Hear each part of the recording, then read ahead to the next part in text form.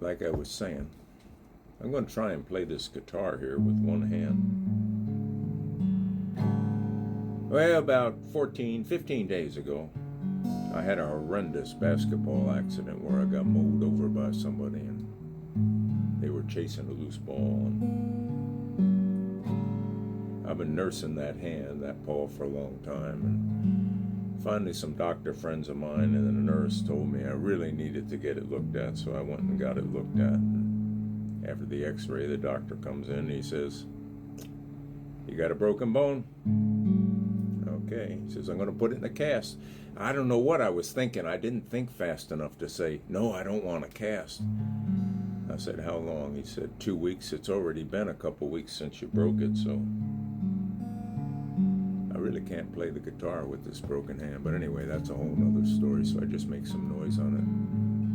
Two old men had been best friends for years, and they both lived in the early 90s when one of them suddenly, they lived to be 90 years old, that's what I mean. And then suddenly one of them falls deathly ill. His friend comes to visit him on his deathbed, and they're reminiscing about their long friendship when the dying man friend says, "Listen, I want you to tell me something. Do me a favor, would you? I want to know if there's baseball in heaven." And the dying man said, "Well, we've been friends for years, and this I'll do for you." And then he dies. And a couple of days later, his surviving friend is sleeping with when he wakes up and hears a voice. Anyway. Come on, Herman, you can do this, Herman. Yeah, I'm all casted up here. So, like I told you, a couple of days later, he was sleeping and he heard this voice. I've had that happen many times after people die. The person that passes away comes to visit me. But anyway, that's an aside. And the voice says, "I got some good news and some bad news. The good news is that there's baseball in heaven." And then I inquired in this dream, "What's the best news? Or the bad news?" Come on, Hairman. You know the difference between good and bad, don't you, Hairman? "The bad news is that you're pitching Wednesday." It's like my broken paw. Yeah, a broken radius, right up near the head of it. I can't do it. I'm gonna have some fun tonight in the back of my old truck. Ain't no need for fancy lights, 'cause the moon's got us struck. You don't gotta be this or that, just come as you truly are. No need to put on a show under this country star. And there lies a bed so free, never seen the sun, first light, where whispers of the night can lay without care, oh so right. Fireflies, they are our guide, flickering in the midnight air, as we laugh and let our hearts collide in the dance that no one dares to compare.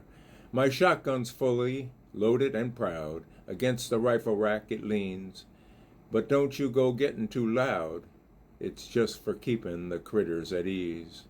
Good old country boys we be, our spirit wild and free, beneath the heaven's open canopy, we live our lives with glee. Under the stars we lay on this warm and welcoming earth, with the critters sweet and melodied, and the night soft and gentle's birth.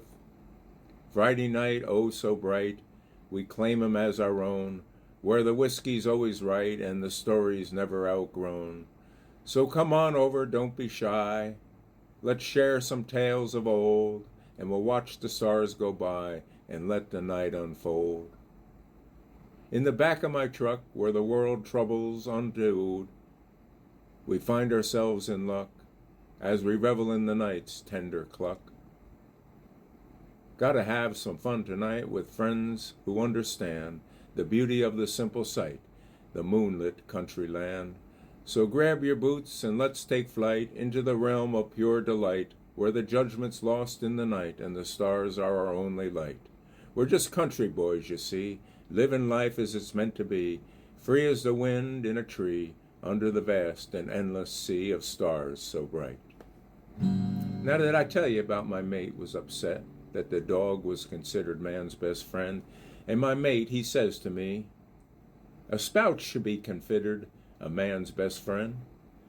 So I locked them both in the trunk of my car and drove around for 20 minutes, And guess which one of them was happiest to see me when I let them out? You know, it ain't doing it. I ain't complaining, but I sure wish I didn't have this cast on my hand. As a matter of fact, when I got out from seeing the doctor and they put the cast on, I got in the car and I said, I'm going to cut this damn thing off.